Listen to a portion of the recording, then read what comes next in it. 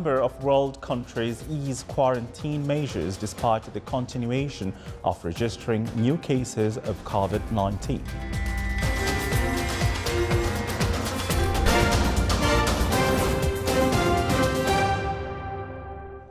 Those were the headlines, and now the news in detail.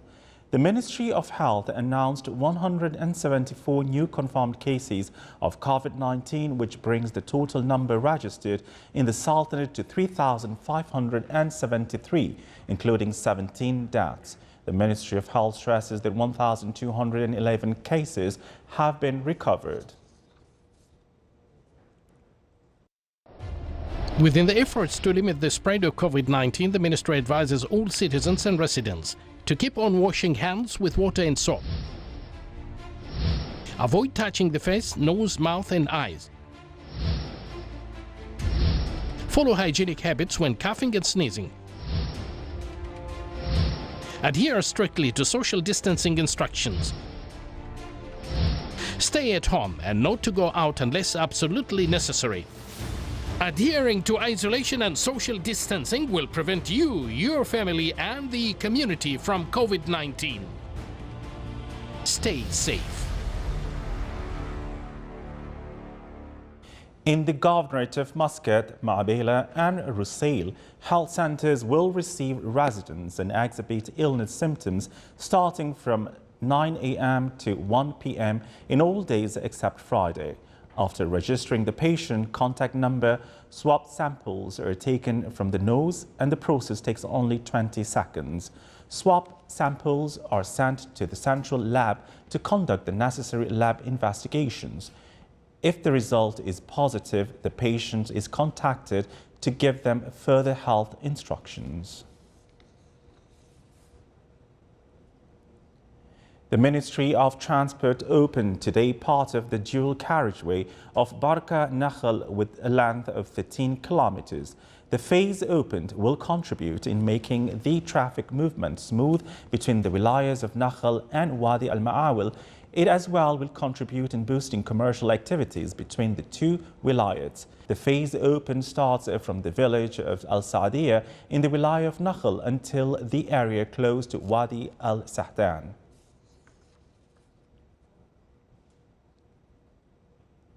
The extraordinary remote meeting of the Arab Ministers of Culture was held today with the participation of the Secretary General of Arab League. The meeting reviewed impacts of COVID-19 on the culture and heritage sector, as well as the procedures that were undertaken to face the pandemic in both sectors.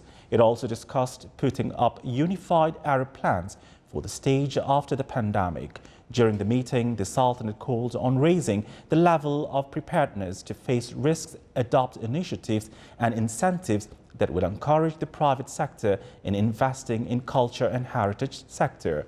His Excellency Salem bin Mohammed Al-Mahrouki, Minister of Heritage and Culture, represented the Sultanate in the meeting.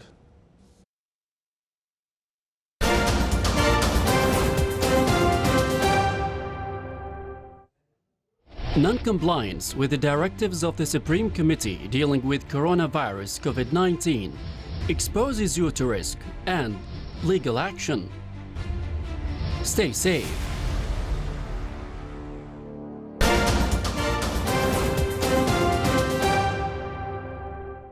Welcome back to the news from the Sultanate of Oman Television. Plastic spacing barriers and millions of masks appeared today on the streets of Europe's newly reopened cities as France and Belgium emerged from lockdowns. The Netherlands sent children back to school and Spain let people eat outdoors. All faced a delicate balance of trying to restore the battered economies without causing a second wave of coronavirus infections. Fears of infection spikes have been borne out over the past few days in Germany, where new clusters were linked to 3 slaughterhouses, in Wuhan, the Chinese city where the virus started, and in South Korea, where a single club customer was linked to 85 new cases. With today's partial reopening, the French did not have to carry forms allowing them to leave their homes. Crowds formed at the metro stations in Paris, one of France's viral hotspots, and only about half stores of the campus Alice's were opened. Hairdressers in the city planned to charge a fee for the disposable protective gear, where they will have to give to customers.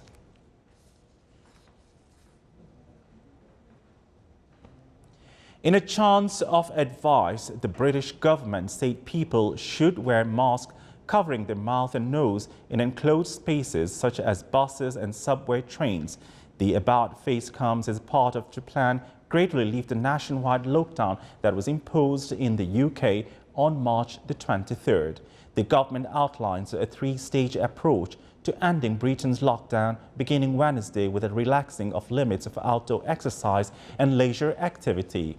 If there is no new spike in infections, that will be followed in June by a return to class for some school pupils, the reopening of non-essential shops, and the return of the televised sports played behind closed doors. A third stage planned for July would see the gradual reopening of restaurants, cafes, pubs, hairdressers and other businesses. The plan also put the Prime Minister Boris Johnson's UK government to odds with the semi-autonomous authorities in Scotland and Wales, who are urging more caution.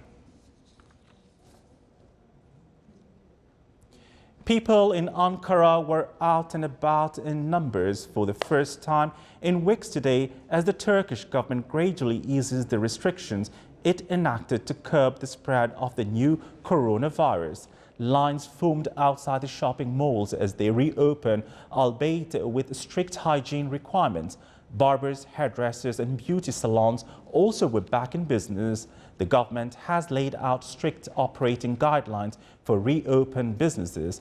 As of today, Turkey had recorded 138,657 confirmed cases of the virus and 3,786 deaths attributed to COVID-19.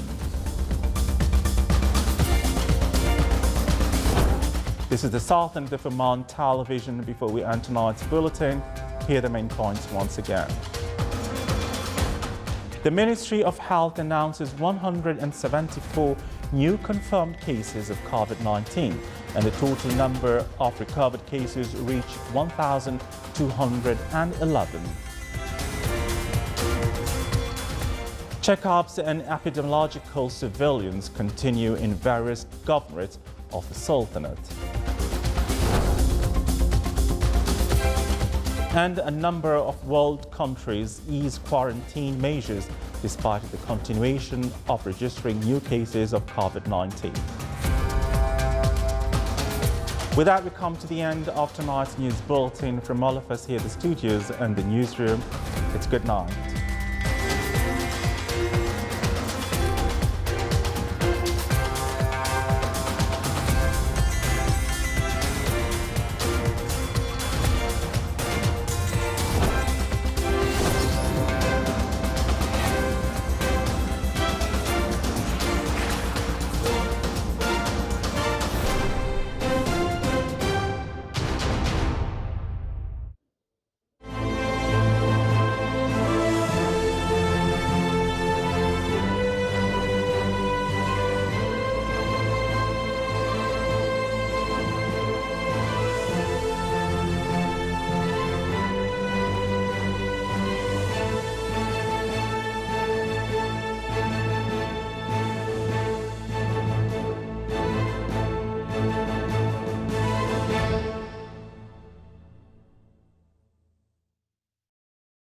The Ministry of Health urges citizens and residents who are subject to quarantine and isolation not to leave their homes for their own safety and to safeguard their families and the community from the contagious coronavirus COVID-19.